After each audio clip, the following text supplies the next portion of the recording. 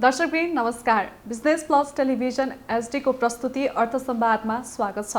अर्थ संवादमा हामी अर्थतन्त्रसँग जोडिएका विभिन्न विषयमा केन्द्रित रहेर कुराकानी गर्ने गर्दछौँ। मौद्रिक नीतिले मुद्राको निष्कासनदेखि मुद्राको आपूर्ति, मूल्य निर्धारण, ब्याज दर जस्ता विषयहरूलाई व्यवस्थापन गर्ने काम गर्दछ। नेपाल राष्ट्र बैंकले 2077-78 का लागि भनेर साउन 29 गते मौद्रिक नीति सार्वजनिक गर्यो। आर्थिक स्वामित्व कायम राख्नु मौद्रिक नीतिको चाहिँ मूल उद्देश्य पनि हो। यस वर्ष सार्वजनिक भएको मौद्रिक नीतिको अवस्था के कस्तो छ, यो सकारात्मक छ, नकारात्मक छ, के कस्तो छ, यसलाई अर्थविदहरूले चाहिँ कसरी हेरेका छन् र जुन कोभिड-19 ले चाहिँ अर्थतन्त्रलाई जुन धराशायी बनाउँदै लगेको छ, यो मौद्रिक नीतिले यो अर्थतन्त्रलाई चलायमान गराउन सहयोग पुग्ला या पुग्दैन, के छ, आज हामी बुझ्नेछौँ। र कुराकानी गर्नका लागि आज हामीसँग स्टुडियोमा उपस्थित हुनुहुन्छ अर्थविद डाक्टर रमेश भण्डारीज्यू। सर, स्वागत छ यहाँलाई अर्थसम्म। थ्याङ्क यू कार्कीजी। सर, अब सरकारले राष्ट्र बैंकले चाहिँ मौद्रिक नीति सार्वजनिक गरेको छ हैन, यो वर्षको मौद्रिक नीति चाहिँ कस्तो देख्नुहुन्छ हजुरले? यसकै बारेमा चर्चा गरौँ न। समग्रमा हेर्दा कस्तो छ भन्दा यो चाहिँ व्यवसाय मैत्री नै देखिन्छ यो मौद्रिक नीति। तर अब अहिले के भयो भन्दा जुन अध्यादेशबाट बजेट आएको छ, अध्यादेशको बजेटको आधारमा यो मौद्रिक नीति आएको हो। त्यही कारणले गर्दा अब अहिले नयाँ आउनुभएको अर्थमन्त्रीज्यूले श्वेतपत्र पनि जारी गर्नुभएको छ। अब यो मलाई लाग्छ के अरे जतिचोटि सरकार परिवर्तन हुन्छ त्यतिचोटि श्वेतपत्र जारी गर्नु चाहिँ हाम्रो देशको साखमा चाहिँ अलिकति क्षति पनि पुग्छ। इन्टरनेसनल कम्युनिटीको अगाडि त्यति राम्रो मेसेज जान्छ जस्तो देखिँदैन, मलाई चाहिँ त्यो लागिरहेको छ एउटा कुरा सरकारी पक्षबाट। अब भोलिको दिनमा यो बजेट फेरि रिभाइज भएर आउँदा अहिले आएको मौद्रिक यथास्थितिमा रहला जस्तो देखिँदैन। त्यो चाहिँ के कारणले यस्तो देख्नुहुन्छ हजुर? किन भन्दाखेरि प्रायः जसो पहिले बजेट आउँछ, बजेट आएपछि बजेटलाई सहयोग गर्ने जुन बजेटले चाहिँ माक्रो इकोनोमीलाई हेर्छ भने, भन्ने ओभरअल अर्थव्यवस्थालाई सम्हाल्ने गरी हेर्छ भने त्यसलाई सहयोगी भूमिका जुन माइक्रो लेभलको म्यानेजमेन्ट गर्नको लागि चाहिँ जुन अर्थपट्टिको मौद्रिक क्षेत्रबाट चाहिँ सहयोगी भूमिका चाहिँ राष्ट्र ब्याङ्कले निभाउने हो। त्यसैको आधारमा चाहिँ मौद्रिक पोलिसी बनेर आउने हो, मौद्रिक जुन नीति भएर आउँछ।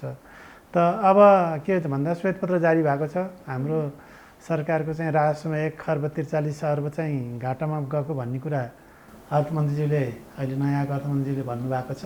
यो कुरा चाहिँ योभन्दा अगाडिको न्युजहरूमा पनि मैले मिडियामा बोलिसकेको छु। के भन्दा यो सङ्घीयताको कारणले गर्दाखेरि हाम्रो चालु खर्च अत्याधिक बढेर गएको छ। कर अत्याधिक बढाउँदा पनि सरदर 1.5 खरब रुपियाँ चाहिँ राजस्वको कमी हुने देखिएको छ भने थियो योभन्दा अगाडि नै। त्यो चाहिँ अहिले चाहिँ जो सरकारकै पक्षबाट पुष्टि गरेको देख्दा मलाई खुसी लागेको छ। अब यो समग्रमा हेर्नु पर्दाखेरि निजी क्षेत्रसँग सम्बन्धित यो मौद्रिक नीति चाहिँ प्रतिकूल छ कि कस्तो छ? अब यो समग्रमा हेर्दाखेरि चाहिँ के छ भन्दा अब सबैलाई खुसी पार्ने किसिमले बनाइएको छ मौद्रिक नीति। तर अब कोरोनाको कारणले झन्डै 1.5 वर्षदेखि यातायात क्षेत्र, होटेल क्षेत्र, विभिन्न व्यवसाय क्षेत्रहरू चाहिँ बन्द भएको अवस्था छ हैन। अब त्यस्तो अवस्थामा चाहिँ के छ भने ब्याङ्कको चाहिँ साँच्चै भन्यो भने पोर्टफोलियोको झन्डै 90% हाम्रो निजी क्षेत्रको आम नागरिकको लगानी, निजी क्षेत्र भन्नाले ठुला उद्योगपतिको मात्रै होइन कि सामान्य मान्छेको पनि ब्याङ्कमा लगानी छ हैन। भनेपछि सरकारले स्टिमुलेस प्याकेज ल्याउनु पर्ने ठाउँमा राष्ट्र ब्याङ्कले चाहिँ यो प्याकेज ल्याएको छ भनेपछि घुमाएर जुन यो चाहिँ क्राइसिसको म्यानेजमेन्टको समस्या छ नि, सरकारले आफूले त्यसको दायित्व नलिएर आम नागरिकलाई पर्ने गरी नै घुमाएर चाहिँ राष्ट्र ब्याङ्क मार्फत चाहिँ आएको जस्तो देखियो। यो चाहिँ त्यस्तो देखिएको छ हैन एकातर्फ। भनेदेखि अर्कोतर्फ के छ भन्दाखेरि अब यो यातायात क्षेत्रमा, टुरिज्म जहाँ चाहिँ हामी 1.5-2 वर्षदेखि कम्पनीहरू सबै बन्द भएको अवस्थामा त्यो ब्याजलाई चाहिँ अब मिना गर्न त प्राइभेट ब्याङ्कहरूले, ब्याङ्किङ सेक्टरले सक्दैन। अब यो भोलिको दिनमा नेपाल सरकारले स्पेसल स्टिमुलेस प्याकेज नल्याएको खण्डमा हैन, सहयोग गर्ने प्याकेज जुन चाहिँ अब अमेरिकामा, इन्डियामा, अरू देशहरूले पनि ल्याइरहेका छन्, त्यसरी एसएमईलाई, ठुला इन्डस्ट्रीलाई समेत सहयोग गर्ने किसिमले प्याकेज चाहिँ सरकारले ल्याएन भने चाहिँ यो ढिलो चाँडो चाहिँ धेरै व्यवसायहरू टाट पर्ने अवस्था देखिएछ। अहिले कोभिडले नै कतिपय त विस्थापित भइसकेका छन्। हजुर, अब यस्तो परिस्थितिमा के देखिन्छ भन्दा केन्द्रीय सरकारमा जो बस्नुहुन्छ केन्द्रीय सरकारले चाहिँ एकदम सहयोगी भूमिका जस्तो चाहिँ नीति र कार्यक्रम ल्याइरहनु भएको छ, तर सोही अनुरूप स्थानीय निकायले चाहिँ काम गरेको देखिँदैन। यो कसरी म भन्न चाहिरहेको छु भन्दाखेरि अहिले टुरिज्म सेक्टर भन्नासाथ ट्राभल एजेन्सीहरूदेखि लिएर साना खुद्रा व्यापारीहरू, डिपार्टमेन्ट स्टोरहरू, अपार्टमेन्टहरू छन् नि जति पनि व्यवसाय गर्ने जुन बिजनेस सेन्टरहरूदेखि लिएर स्कुल कलेज सबै बन्द भएको छ। अब यस्तो अवस्थामा चाहिँ स्थानीय सरकारले चाहिँ खास गरी अब काठमाडौँ महानगरपालिकाले मिडियामै आएको थियो, सबैले यो कुरा हेर्नुभयो होला, त्यहाँ चाहिँ बाजा गाजाको सहित 35 कहीँ 7 दिने कहीँ 35 दिने सूचना, खास गरी 30 दिने सूचना चाहिँ स्थानीय सम्पत्ति कर बुझाउन आउन भनेर नोटिस जारी गर्यो बाजा गाजा। प्रायः जसो हाम्रो नेपालको हिन्दू कल्चर अनुसार बाजा गाजा चाहिँ खुसियाली मनाउनलाई गरिन्छ।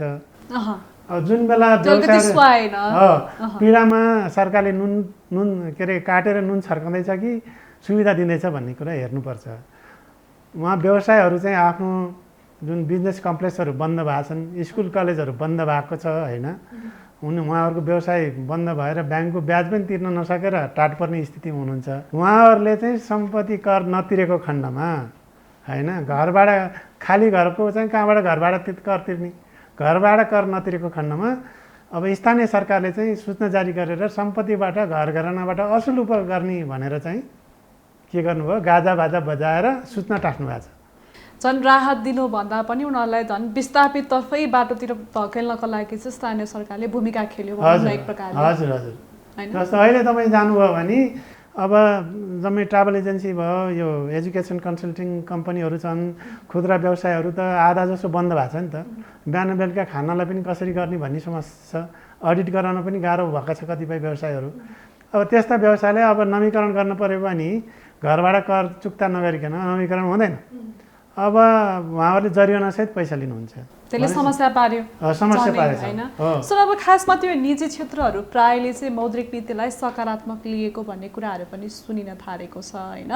निजी क्षेत्रहरूले जुन सम्बोधन गर्नुभएको थियो, जुन सुझाव दिनुभएको थियो राष्ट्र बैङ्कलाई, त्यो चाहिँ सम्बोधन भएर चाहिँ उनीहरू खुसी भएको भन्ने कुराहरू पनि आएको छ। तर कस्तो छ भने अर्थविदहरूले चाहिँ के भनिराख्नु भएको छ भने चाहिँ गुनासोहरू के आइरहेको छ भन्दाखेरि यो मौद्रिक नीतिले चाहिँ ठुलो मान्छेहरूलाई मात्र, ठुलो क्षेत्रहरूलाई मात्र हेऱ्यो, साना किसानहरूलाई चाहिँ हेरेन भन्ने कुराहरू पनि आएको छ नि, यसलाई कसरी विश्लेषण गर्नुहुन्छ?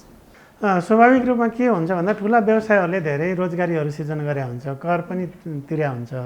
भोलि उनीहरू टाट पर्यो भने राज्यलाई, जुन राज्यमा सञ्चालन गर्ने निकायका पदाधिकारीहरूले डाइरेक्ट असर गर्छ।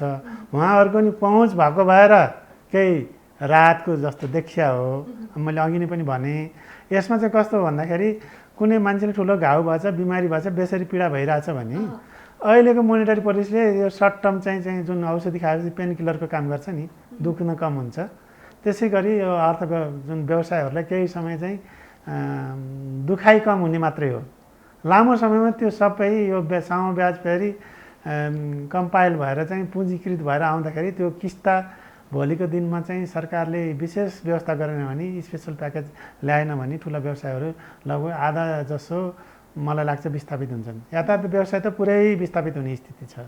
हेर्नुहोस् है, अब किसानको कुरा यहाँले गर्नुभयो, किसान सानालाई त अहिले होइन, अब यो चाहिँ तपाईँको पहिलेदेखि नै भनौँ न, यो चाहिँ अब प्रजातन्त्र आए पनि गणतन्त्र आए पनि जे तन्त्र आए पनि साना किसान मध्यम वर्गीयहरूलाई चाहिँ सरकारले कुनै पनि राहत दिएको छैन है। यो स्टिमुलस प्याकेज यो खासमा दिन नसकेको चाहिँ किन? साना वर्गको मान्छेहरूलाई चाहिँ हुन्छ नि, यो ठुलो क्षेत्रलाई मात्र हिँड्ने, सानो क्षेत्रलाई चाहिँ सरकारले प्राथमिकता दिन नसक्नुको कारण चाहिँ के देख्नुहुन्छ हजुरले? यो अब बहुदलीय व्यवस्था आएपछि के छ भन्दाखेरि यो चाहिँ अब सङ्घ र सङ्गठनको ठुलो भूमिका हुन्छ। जस्तो गौतम बुद्धले के भन्नुभएको थियो भने बुद्धिस्ट हुनलाई धर्म यो प्रचार गर्नलाई पनि सङ्घ हुनुपर्छ होइन। अनि त्यसबारे मन्त्रै छ होइन, बुद्धम शरणम गच्छामि बुद्धम सङ्गम गच्छामि। सङ्घ बनाएर गयो भने हस्तक्षेप हुँदैन। तर अब साना किसान मध्यमवर्गीय मानिसहरूको जो छन् व्यवसायहरूको चाहिँ उहाँहरूको बलियो सङ्गठन छैन, किसानहरूको छैन। जस्तो अब यो जुन हाम्रो त समाजवादी देश हो नेपाल होइन, अब जस्तो क्यापिटलिस्ट कन्ट्री भनौँ न, युरोपियन युनियनका मैले कतिपय देशहरूमा पनि मैले हेरेको थिएँ। उनीहरूको पोलिसी के छ भन्दाखेरि एउटा फ्यामिलीलाई चाहिने घर बसोबास गर्नलाई एरिया कति चाहिन्छ उनीहरूले डिफाइन गरेको छ। मानिलिनुहोस् एउटा फ्यामिली र 2टा बच्चा छ भने बढीमा 6 कोठासम्मको उसलाई घर छ भने उसलाई सम्पत्ति कर लाग्दैन है। नगरपालिकामा तिर्ने जुन छ नि स्थानीय सरकारले सम्पत्ति कर लिँदैन। कुनै पनि सिफारिस गरेको चाहिँ कर तिरेपछि अरू सिफारिस स्थानीय सरकारले सिफारिस गरिदिनु पर्यो नागरिकको भने त्यसको पनि कर लाग्दैन होइन। हामी कहाँ चाहिँ के भयो त भन्दाखेरि त्यो डिफाइन छैन होइन, खालि भाषणमा मात्रै डिफाइन छ। जब जनताले दिनपर्ने ठाउँमा चाहिँ के छ भन्दाखेरि सानोभन्दा सानो किसान, सानोभन्दा सानो व्यवसाय, एउटा घर मात्रै भएको जसको छोराछोरी विदेशमा बसेर काम गरिरहेछन्, त्यहाँ खेती गरेर उब्जनी पनि हुँदैन, त्यस्तो समेत जग्गाहरूलाई नगरपालिका बनाएर सरकारले चाहिँ एउटा सानो घर भएको मान्छेलाई पनि सम्पत्ति कर लिइरहेको छ, जुन चाहिँ मलाई लाग्छ दुर्भाग्यपूर्ण हो। अब भारत जस्तो देशमा हेर्यो भने भारतले त साना किसानहरूलाई पैसा बाँडेको छ, नेपालमा चाहिँ यस्तो किन हुन सक्दैन? अब खासमा त्यो सम्बोधन गर्नको लागि एउटा ठुलो संस्था नै हुनुपर्ने हो त? नै, खास समस्या के हो भने भारत ठुलो देश छ, तर भारतमा पनि के छ भने सुरुमा यो सङ्घीय प्रणाली चाहिँ ब्रिटिसको सुझावमा आएको प्रणाली हो भारतको होइन। फेरि भारतमा 540 भन्दा बढी देशहरू थिए, तिनीहरूलाई युनाइटेड गर्न भएको हुनाले भाषागत आधारमा, जातिगत आधारमा, समूहगत आधारमा चाहिँ उसले राज्यको विभाजन गरे भारतमा होइन। त्यो कारणले गर्दा सँग आएको। तर हाम्रो देश चाहिँ युनिटरी देश थियो पहिले, र भारतमा के छ त भन्दाखेरि सुरुको अवस्थामा गाह्रो थियो त्यहाँ। त्यही भएर काङ्ग्रेसको पालाभरि कुनै पनि धेरै सुविधा किसानहरूलाई तललाई दिन सकेको थिएन। तर हालको सरकारले चाहिँ भारतमा के गरेछ भन्दाखेरि 5 एकरसम्म भूमि हुनेलाई चाहिँ प्रति एकड 5,000 चाहिँ उसले पैसा दिन्छ, बिजुली पनि फ्री दिन्छ, सुपथ मूल्यमा मलबी पनि दिने गरेको छ। त्यो सम्भव कसरी भयो भन्दाखेरि भारत चाहिँ अहिले झन्नै 10औं औद्योगिक देश भएको छ, इन्डस्ट्रियलाइज भइसकेको छ भारतमा। भारतको आय अत्याधिक छ। भारतले चाहिँ यो कृषिजन्य उत्पादन आफ्नो देशमा पनि उत्पादन बढेछ। त्यति हुँदाहुँदै पनि साना किसानहरूलाई बचाउनको लागि उनीहरू चाहिँ विस्थापित नहुन् भनेर त्यो खालको पोलिसी ल्याएको हो। अब नेपालको सन्दर्भमा भन्नुहुन्छ नि के छ भन्दा हाम्रो देशको चाहिँ म त के भन्छु नि, यो बहुदल आएदेखि हामी कहाँ लङ टर्म भिजनरी भएका राष्ट्रनेता भएका पार्टीहरू चाहिँ स्थापितै हुन सकेन। अब त्यसको नतिजा के भयो त भन्दाखेरि हामीसँग महेन्द्रले बनाएको मेची महाकाली महेन्द्र राजमार्ग जस्तो अब हामीलाई आवश्यक के छ भन्दा Mechi Mahakali railway line, Kathmandu to Birgunj, Birgunj to चाइनासम्म जोड्ने चाहिँ रेलवे लाइन हुन्थ्यो भने हाम्रो ठुल्ठुला उद्योगहरू चाहिँ नेपालमा विदेशी कम्पनीहरू पनि यहाँ आएर स्थापित हुन सक्थे। जस्तो फलामखानी हामीसँगै छ, लाइमस्टोन अथाह छ, जो चाहिँ हामीले सिमेन्ट उत्पादन गरेर 100औं वर्षसम्म पनि हामीले साउथ एसियामा लिड गर्न सक्ने चाहिँ नेपालको स्थिति छ। तर सरकारको के छैन, लङ टर्म भिजन छैन। अब बाटोबाट चाहिँ सामान एक्सपोर्ट गर्नलाई राज्य त्यो चाहिँ व्यापारीलाई महँगो हुने भएर नेपालमा चाहिँ फेरि एकैचोटि धेरै वस्तुहरू पनि उत्पादन गरेर एक्सपोर्ट गर्न सकिन्न। किनभने अब एउटा ट्रकले बढीमा 30 मेट्रिक टन बोक्छ, त्योभन्दा बढी गरुङको सामान हाल्यो भने बाटै भासिन्छ। ती समस्याहरू छन्। तर अब रेलवे भयो भने के हुन्छ भने 40-50 मेट्रिक टनका त उसले त 40-50 कन्टेनर बोक्छ। त्यही भएर अब इन्डियामै हेऱ्यो भने पनि, युरोपमा पनि मैले हेरेँ, ठुला फ्याक्ट्रीहरूमा चाहिँ फ्याक्ट्रीको गोदामसम्म, फ्याक्ट्रीको म्यानुफ्याक्चरिङ युनिटसम्मै रेलवे ट्र्याक चाहिँ पुर्याइएको छ, जसले गर्दा उनीहरूले 40-50। नेपालमा नि यसको कुरा त भएको हो नि, कार्यान्वयन पो नभएको त? हजुर, मैले चाहिँ यो रिपोर्ट चाहिँ 2017 तिर लाग्छ मलाई। त्यो बेला चाहिँ हाम्रो मिनबहादुर श्रेष्ठजी चाहिँ उपाध्यक्ष हुनुहुन्थ्यो, अनि यता पिपिपी मोडलमा चाहिँ हाम्रो सुनिल बाबु श्रेष्ठ हुनुहुन्थ्यो। त्यो बेलै मैले वीरगन्ज काठमाडौँको रेलवे बुझाएको छु।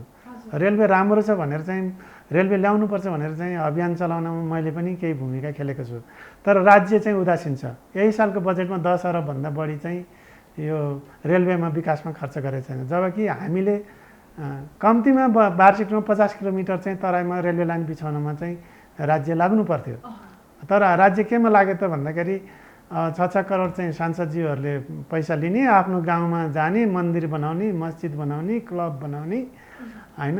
अब त्योमा चाहिँ उहाँहरूले खर्च गरिरहनु भएको छ कि जुन चाहिँ फेरि त्यो ऋण गरेर पैसा हो एडिबी वर्ल्ड ब्याङ्कबाट विकासको कार्यक्रम अहिलेको आवश्यकता के हो नेपाललाई अहिले के आवश्यक छ कसरी चाहिँ चलायमान बनाउनुपर्छ देशको अर्थतन्त्र अहिले एकदमै निराश भएको अवस्थामा चाहिँ यसलाई कसरी चलायमान बनाउने कसरी भिजन अगाडि बढाएर चाहिँ डेभलप गर्ने भन्दा पनि अलिकति भिजन कमजोर भएको पनि देखियो नि है सरकारको यो चाहिँ के भयो भन्दाखेरि यो पुरानो भनाइ छ नि राजनीति गर्ने नेताजीहरूमा चाहिँ यो परिपाटी के आयो भने भाग शान्ति जय नेपाल भन्छ के पुरानो भनाइ चलन छ भाग शान्ति जय नेपाल भनेको अब जो शक्तिमा सामर्थ्य भएको ठाउँमा बसेको छ नि उसले आफू अनुकूलको पोलिसी बनाउने आफू अनुकूलको क्षेत्रमा खर्च गर्ने अनि त्यो आम नागरिकलाई त्यसको लङ टर्म इम्प्याक्ट के पर्छ त्यो नहेर्ने जस्तो अब अहिले चाहिँ त्यो डाँडाकाँडा खनेको भएर बुल्डोजर लगाएको भएर चाहिँ पुरै बाढी आउँदाखेरि 1-2 मिटरै अब अहिले यो मेलाम्चीमा त माथिबाट नै आयो भन्छ तर त्यो बाटोको पनि कतिपय ठाउँमा चाहिँ माथि डाँडामा चाहिँ त्यो बुल्डोजर चलाएको भएर नि पहिरो लड्ने प्रक्रिया बढी भएको हो जस्तो मलाई थाहा छ अब ग्रेजुएट पढ्दाखेरि चाहिँ यो नानगढबाट काठमाडौँ आउँदाखेरि बर्खामा चाहिँ हिलो माटो चाहिँ त्यो यो चाहिँ सिधा यो राजमार्गमा चाहिँ खसेको पाइँदैन थियो तर आज तपाईँ सानो पानी पऱ्यो भने पनि यो 9 बजेदेखि त्यो नानगढसम्म कहीँ न कहीँ बाटो चाहिँ जाम भएर अब त्यो माथिबाट हिलो खसेर ढुङ्गा खसेर बन्द भयो हुन्छ कि त्यही त सरकारले आफ्नो आवश्यकता बुझ्न सकेन होइन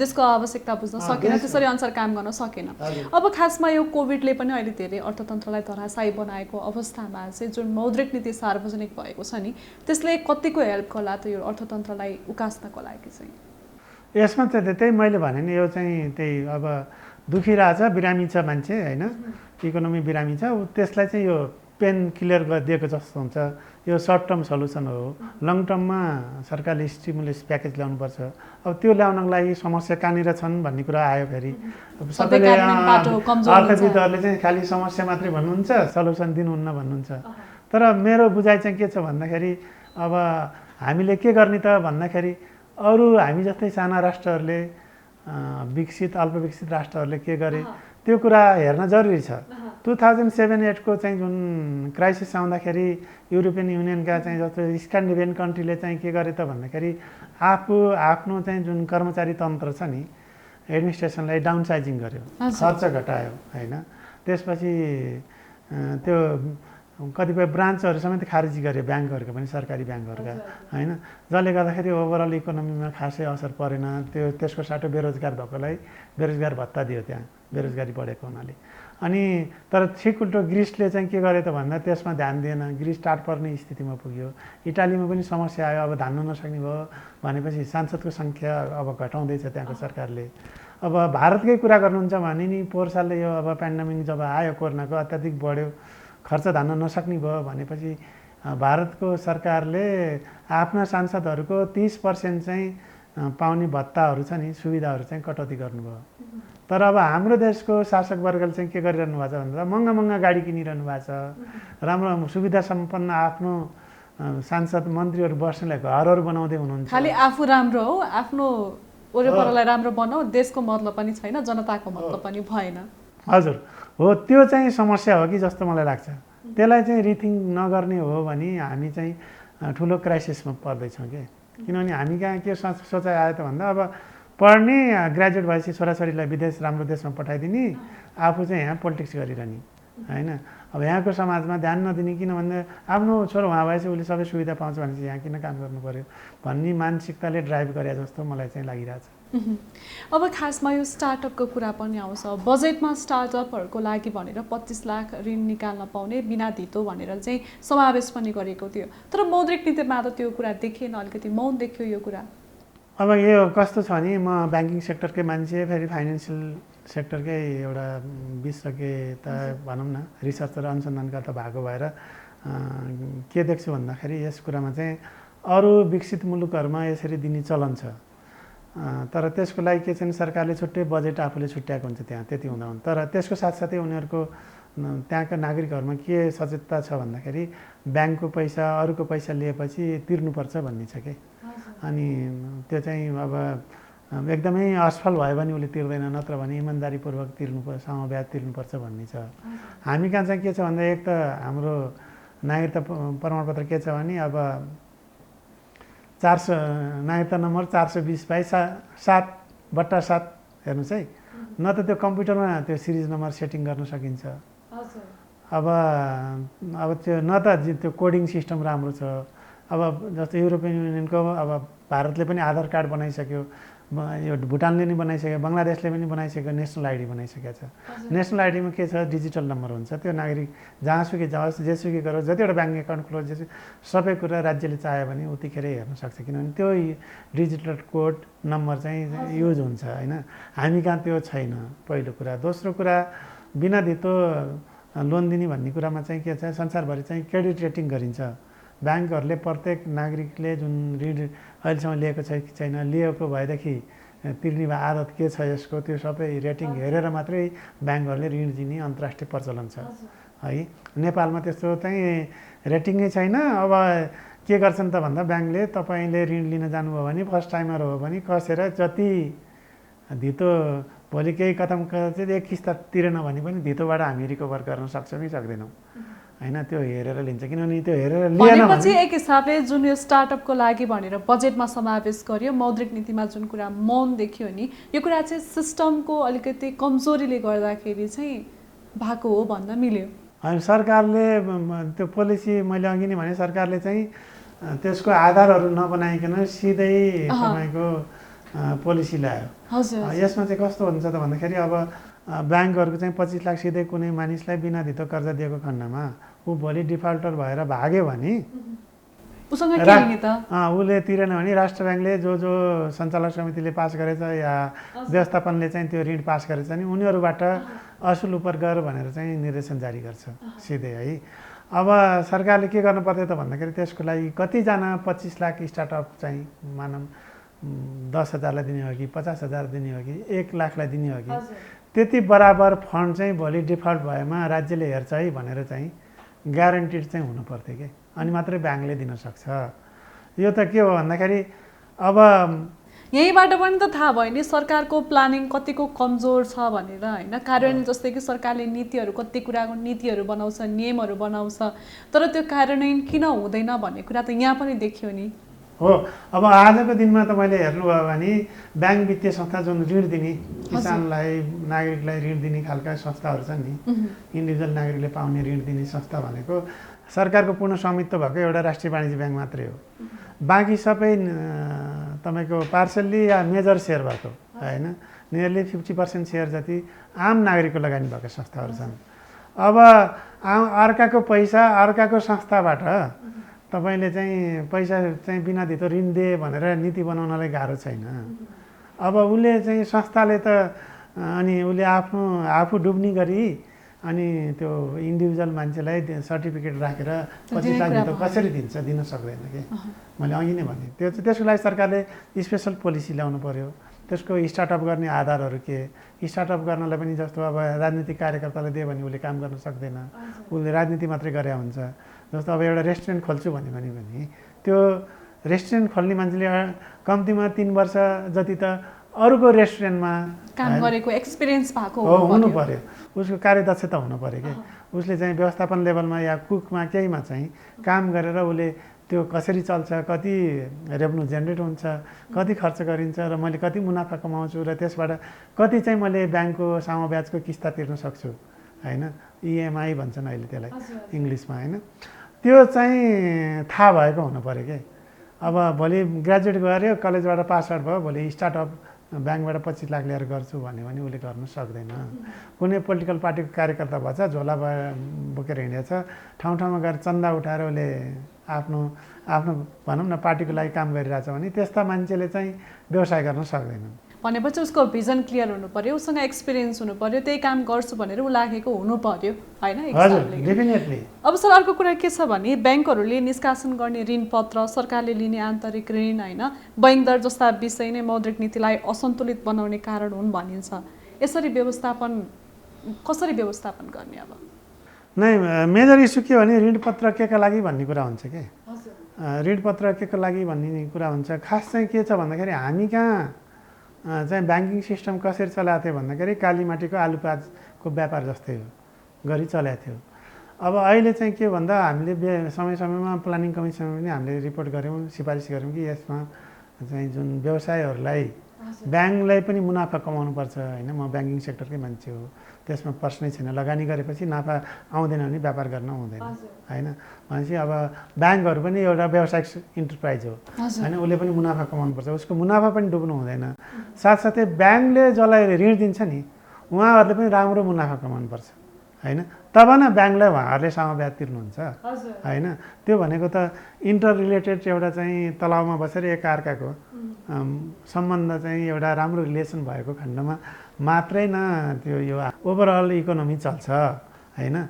तर अब ब्याङ्कमा चाहिँ के स्थिति थियो भन्दाखेरि अब अघिल्लो तपाईँहरूले हेर्नुभयो भने ओभरअल हामीले हेऱ्यो भने के पाउँथ्यौँ भन्दाखेरि असारमा बजेट आउने, बजेट आएपछि सरकारले यो गत सालभरिको तिर्न पर्ने जुन ठेक्कापट्टाको खरिद बिक्रीको सामानहरू राज्यले जति खरिद गर्छ नि सरकारी संस्थाहरूले, सरकारी निकायहरूले खरिद गरेको पैसा चाहिँ एकैचोटि असार मसान्तमा तिर्ने है, तामेली गर्दै गर्दै राख्ने, असार मसान्तमा तिर्ने, अनि पैसा टन्न बजार ब्याङ्कमा जम्मा हुने होइन। अहिले पनि लिक्विडिटीको समस्या छैन ब्याङ्कमा अहिले होइन। अनि त्यसपछि ब्याङ्कहरूले के गर्छन् त भन्दाखेरि अब पैसा जति पनि भएपछि ब्याज दर घटाउने, अब कार लोन लिन आउनुहोस्, होम लोन लिन आउनुहोस्, 10%मा ब्याज सहुलियत दरमा हामी दिन्छौँ भन्ने लियो लोन, दसैँ मनायो अनि मङ्सिर लायो, पुस लाएपछि त्यो त 16% पुग्छ होइन। एकजना मेरो ठुलै व्यवसाय साथीले ठुलै बिल्डिङ बनाउनु भयो, पछि 2टा बिल्डिङ बनाउनु भएको थियो, एउटा बिल्डिङको जग्गासहित बेचेर ऋणबाट उम्कनु भयो क्या, त्यो त 8बाट 16 भएपछि है। खासमा त अब अहिले सर यो मैले बिचमा रोकेँ हजुरलाई होइन, मौद्रिक नीतिले पनि अब यो अर्थतन्त्र एकदम धराशायी बनेको छ कोभिडले गरेर भनेर सबैलाई राहत दिनको लागि चाहिँ अब जुन जसले कर्जा लिनु भएको थियो उहाँहरूको टाइम एक्सटेन्ड गरेर पुससम्म बनाएको छ होइन, त्यसले ब्याङ्कलाई इफेक्ट गर्छ कि गर्दैन? सबैजनालाई सहज भएको छ कि छैन, या लगानीकर्ता जसले चाहिँ कर्जा लिनु भएको छ उहाँलाई चाहिँ सहज, ब्याङ्कलाई चाहिँ अलिकति अप्ठ्यारो पारेको? पहिले म पुरानो टुङ्ग्यौँ फेरि नयाँ आउँला। त्यसमा चाहिँ कस्तो भन्दाखेरि अब यो त्यसपछि यो के भन्दा इन्टरनेसनल प्र्याक्टिस के छ भने बोन्ड डेभेन्चरहरू इस्यु गरिन्छ क्या, गभर्मेन्टले बोन्ड इस्यु गर्छ, अनि यो म्युनिसिपल बोन्डहरू विकास कार्यक्रम खर्च गर्नले इस्यु गर्छ भने त्यसै गरी ब्याङ्कहरूले चाहिँ डेभेन्चरहरू इस्यु गरेर लामो समयको हाइड्रो पावर भयो होम लोनहरूमा लगानी गर्नले चाहिँ डेभेन्चर युज गरिन्छ। किन भन्दाखेरि त्यो होम लोन त आजको भोलि तिर्ने होइन, 20 वर्ष लगाउनुपर्छ, अनि 20 वर्षको बिचमा तपाईँले 10 को 16% ब्याज गराइदिनु भयो भने त ऊ घरमा बस्ने सपना देखाए मान्छे पहिले भएको सम्पत्ति समेत गुमाएर फुटपाथमा आउँछ। त्यसबाट बचाउनलाई के गर्छन् भन्दाखेरि अमेरिका युरोपमा चाहिँ 0.5% ब्याज बढ्यो भने पनि ठुलो इस्यु हुन्छ। अमेरिकामा ट्रम्प सरकार आउँदा 0.25 पोइन्ट 25 बेसिस पोइन्ट चाहिँ ब्याज दर बढाएको थियो, अनि पछि चाहिँ त्यो ट्विन टावरमा यो बिचमा अनि क्राइसिस आयो, चाइनासँग क्राइसिस आएपछि फेरि 0.25 भनेपछि 10 वर्षमा 0.5% ब्याज दर बढेछ। तर हाम्रोमा चाहिँ एभ्री इयर 6% बढ्छ, 6% घट्छ होइन। त्यसले चाहिँ के गर्छ भने निजी क्षेत्रलाई सहयोग गर्दैन। लामो सर्ट टर्ममा ब्याङ्कका सिओ साहबहरूले मुनाफा कमाएर खुसी हुने हुन्छ, तानातान ब्याज ग्राहकलाई तानातान गरेर, तर त्यो लामो समय चाहिँ ब्याङ्कलाई पनि बलियो हुनलाई मद्दत गर्दैन। त्यसैको लागि यो डेभेन्चरहरू इस्यु गरेर लङ टर्म डिमान्ड जुन चाहिँ नि ऋणको डिमान्डलाई फुलफिल गर्नलाई डेभेन्चर इस्यु गरिन्छ। सर्ट टर्म चाहिँ वर्किङ क्यापिटलको लागि सेभिङ एकाउन्ट अरू एकाउन्टको पैसा परेको हुन्छ है। अब आयो तपाईँको जुन अहिले कुरा गर्नुभयो 1 वर्षदेखि राष्ट्र ब्याङ्कले त्यही गरिरहेछ भनेको। गत साल कोरोना आयो, गत आर्थिक वर्ष पुसमा सन्तम पनि हाम्रा व्यवसायहरूले ब्याज तिर्न सक्दिनँ भन्नुभयो, किस्ता तिर्न सक्नुभयो भन्नुभयो, असारसम्म मिना गरियो, आउने वर्षसम्म पुसमा पनि सक्नु भएन, असारमा पनि अहिले पनि सक्नु भएन, अब पुससम्म थप्ने भन्दाखेरि त 1.5 वर्ष भइसक्यो होइन। यो रकम चाहिँ के हुन्छ भने गत सालभरि जुन जुन व्यवसायहरूले ऋण तिर्नु भएन नि, मानिलिनुहोस् कुनै व्यवसायले 50% क्यास डाउनमा बस किन्नु भएको छ, कतिपय ब्याङ्कहरूले कमर्सियल बसको लागि अब घर धितो यताउता नराखिकन कसैले राखेर गरेका छन्। ऋण दिनै पर्ने पैसा राखेर पनि फाइदा हुँदैन, ब्याङ्कलाई दिनै पर्यो भनेपछि लग्जरी बस 1 करोडको आयो होइन। आधा उदाहरण मैले सामान्य दिन खोजेँ तपाईँलाई। 1 करोडको बस चाहिँ उहाँले 50% क्यास डाउनमा गत साल लिनुभयो, महिनावारी किस्ता त्रैमासिक तिर्नुपर्ने किस्ता तिर्न सक्नु भएन भनेपछि 1 करोडको 50 लाख आफ्नो हाल्यो नि 50 लाख त ब्याङ्कको आयो नि भनेपछि ब्याङ्कको चाहिँ गत 1 वर्षको ब्याज 10% भए पनि 5 लाख थपियो, 5-10 होइन 50 लाखको चाहिँ अब 10%ले झन्डै 5 लाख थपियो भनेपछि 10-15 लाख उनीहरूको 65-70 लाख चाहिँ अब अहिलेकै असारमा चाहिँ ब्याज हुने भयो। पुससम्म पुग्दा 70 लाखको हाराहारीमा पुग्छ भने चाहिँ अर्को असारसम्म पनि तिर्नु सक्नु भएन भने त्यो त 80 लाख पुग्छ हजुर होइन। अब व्यवसायले त्यो किस्ता तिर्न लाग्ने कि ब्याङ्क गाडी छोडिदिने, अनि गाडी छोडिदियो भने त्यो 2 वर्ष डेप्रिसिएसन भइसक्यो बसको होइन। भनेपछि त्यो 1 करोडको वर्षको मूल्य त 50 लाखमा झर्छ। ब्याङ्कले सकार्यो भने पनि उसले 80 लाखमा त्यो बस चाहिँ बेच्न सक्दैन। यतापट्टि ब्याङ्क पनि जाने भयो होइन, उतापट्टि व्यवसाय पनि घरबारै हुने हो। घर धितो राखेछ भने घर धितोबाट समेत ब्याङ्कले भोलिको दिनमा असुल उपर गर्छ कि त्यो हो। त्यसको लागि चाहिँ राज्यले बजेट मार्फत स्पेसल प्याकेज ल्याउनुपर्छ होइन। अब साना किसानको लागि हेरेन भन्ने कुरा चाहिँ आएको छ। पूर्व प्रधानमन्त्री पनि बोल्नुभएको थियो ब्याङ्कले धेरै मुनाफा कमाए अरू व्यवसाय डुबे भन्नुभएको छ। ब्याङ्कले धेरै मुनाफा कमाएको होइन, रेट अफ रिटर्न औसतन 15-20% भन्दा छैन। 15% चाहिँ इन्टरनेसनल्ली मान्यतै हो। 15% कम्तीमा नाफा कमाउनुपर्छ भन्ने छ कुनै पनि व्यवसायमा, किनभने ब्याङ्कको लोन 12-13% हुन्छ, 15% चाहिँ उसले कमाउनुपर्छ जोखिम लिएपछि भन्ने छ है। अब के छ भन्दा साना किसानलाई चाहिँ अब जस्तो हाम्रो यो माइक्रो फाइनेन्स ल्याएको चाहिँ बङ्गलादेशको सिक्को गरेर हेरेर हो। साना किसानलाई चाहिँ अब धेरै गुनासो के आएको छ भने 25-26% माइक्रो फाइनेन्सले ब्याज दर लिए भन्ने कुरा आएको छ कि त्यो कसरी 25-26% पुग्छ भन्दाखेरि 18% भए पनि जस्तो कुनै किसानले भैँसी पालेछ भने उनीहरूले इन्स्टलमेन्ट चाहिँ हप्ता दिनको हिसाबले गर्दाखेरि ब्याज दर चाहिँ उनले तिरिसकेको साउको पनि फेरि ब्याज तिर्नुपर्ने हुँदाखेरि त्यो 18% चाहिँ 26देखि 28% पर्न जान्छ।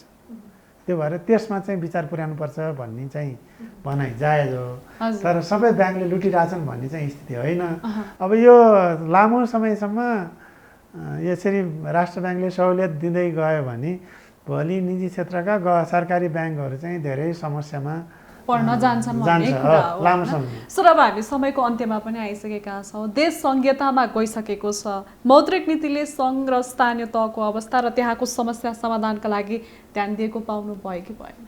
यसो छ अब हजुर यसमा चाहिँ के छ भने मौद्रिक नीतिले चाहिँ के छ भने ओभरअल इकोनोमीलाई हेरेर बनाउने हो पोलिसी। आर्थिक क्षेत्रबाट जुन मौद्रिक क्षेत्रबाट हेर्नेसम्म हेर्ने हो। अब यो बजेटरी सिस्टम र सरकारले चाहिँ हेर्ने हो है। भनेको जुन राजनीतिक क्षेत्रबाट चाहिँ केन्द्रको अधिकार कति हुने, प्रदेशको अधिकार कति हुने, स्थानीय निकायको अधिकार कति हुने भनेर चाहिँ राज्यले हेर्ने हो।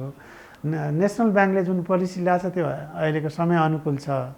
तर अब ब्याङ्किङ क्षेत्रलाई समग्र इकोनोमीलाई बचाउनलाई चाहिँ राज्यले चाहिँ भोलि स्पेसल खालको प्याकेज ल्याएन भने, आफ्नो चालु खर्चलाई घटाएन भने हामी चाहिँ त्यो ग्रिसको जस्तै फाइनेन्सियल लामो समय क्राइसिसमा जान सक्छौँ भन्ने चाहिँ मेरो धारणा छ। हस्, thank you so much sir. Welcome, thank you. दर्शकवृन्द, अर्थतन्त्रसँग जोडिएका यिनै विषयवस्तुहरू लिएर म फेरि पनि उपस्थित हुने नै छु। त्यति बेलासम्मको लागि भने बिजनेस प्लस टेलिभिजन HD हेर्दै रहनुहोला। Business plus, business first. नमस्ते।